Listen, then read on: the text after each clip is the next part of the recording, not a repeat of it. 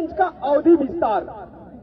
मैं यहाँ तमाम लोग, आप लोग जितने मौजूद हैं, उनसे पूछना चाहता हूँ कि इससे पहले आपने Deori Domri field firing range Chatra में कभी नाम सुना था? नहीं।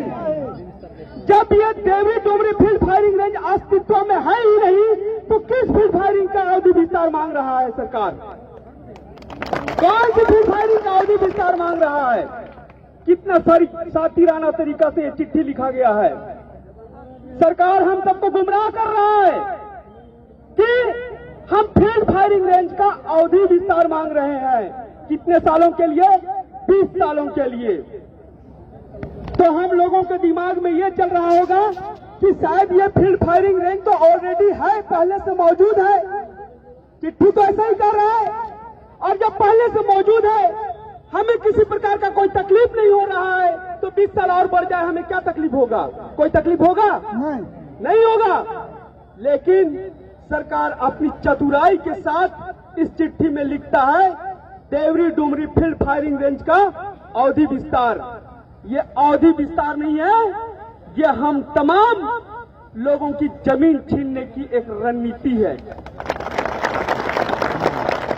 और जब एक बार सरकार हमारी जमीन को 20 साल के लिए ले लेगा, तो क्या लग रहा है 20 साल के बाद ये जमीन आप सबको वापस हो जाएगा?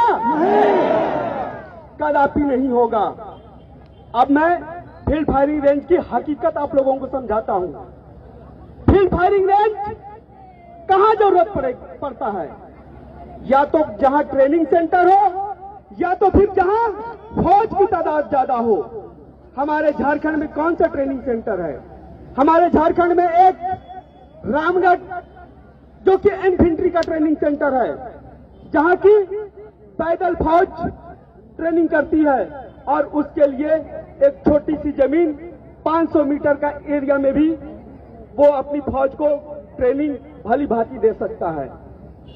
या फिर जहां पे फौज की तादाद ज्यादा है, जैसे हरियाणा, पंजाब, राजस्थान, जम्मू कश्मीर, इन इलाकों में जहां पे लाखों लाख की संख्या में फौज रहती है, वहां पे इस रेंज की जरूरत है।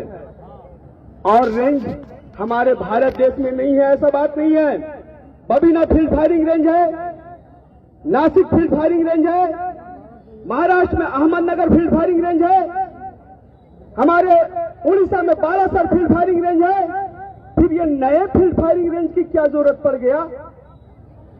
कुछ सालों पहले हमारी देश ने हमारी सेना की तादाद 1.5 लाख कम कर दिया है। जब 1.5 लाख फौज ज्यादा थी, तब नया फील्ड फायरिंग रेंज की जरूरत नहीं पड़ा है। लेकिन जब 1.5 लाख फौज की तादाद कम हो गई, तब नया फील्ड फायरिंग रेंज की जरूरत क्यों पड़ रहा है? इस बात को भी हम लोग को समझना पड़ेगा। और जहां पे फील्ड फायरिंग रेंज होता है, उस इलाके में आपका किसी भी प्रकार का वास नहीं होता है। कोई मकान नहीं होगा, कोई जानवर नहीं होंगे, बिल्कुल वो वीरान होगा। और अगर उस इलाके में फायरिंग के दौरान अगर किसी प्रकार का कोई कैजुअलिटी हो जाता है, चाहे वो इंसान की कैजुअलिटी हो, चाहे वो जानवर की कैजुअलिटी हो, सरकार उस चीज का जिम्मेवारी लेने को तैयार नहीं होता है। तो हम सबको इस चीज को समझना पड़ेगा कि सरकार हमारे साथ छलावा किस प्रकार से करना चाहता है। और जो फील्ड फायरिंग रेंज जिस इलाके में बन रहा है, जिस एरिया में बन रहा है, उसी इलाके से होके भारतमाला परियोजना और रेलवे लाइन भी प्रस्तावित है। तो ये दोनों चीज तो एक साथ नहीं हो सकता है कि जमीन पे रेल चले और ऊपर से बम चले। ये दोनों चीज एक साथ नहीं हो सकता है। इसीलिए सरकार की नीयत पे भी मुझे खोट नजर आता है। किसी भाई ने कहा था कि ये चुनावी स्टंट है। अब इस पर तो मैं बहुत ज्यादा चर्चा नहीं करूंगा, लेकिन जो मेरा सिक्स सेंस कह रहा है, जब मैंने फौज में 21 साल बिताया है, तो इतनी तो मुझे भी समझ में आता है। जिस इलाके के ऊपर से बम गुजरता है, उस इलाके के नीचे से कभी कोई गाड़ी या ट्रेन नहीं गुजरता है। तो आप रेलवे भी प्रस्तावित कर रहे हैं, भारत माला भी उसी जमीन पे गुजार रहे हैं और कहते हैं कि हम फील्ड फायरिंग रेंज भी बना रहे हैं।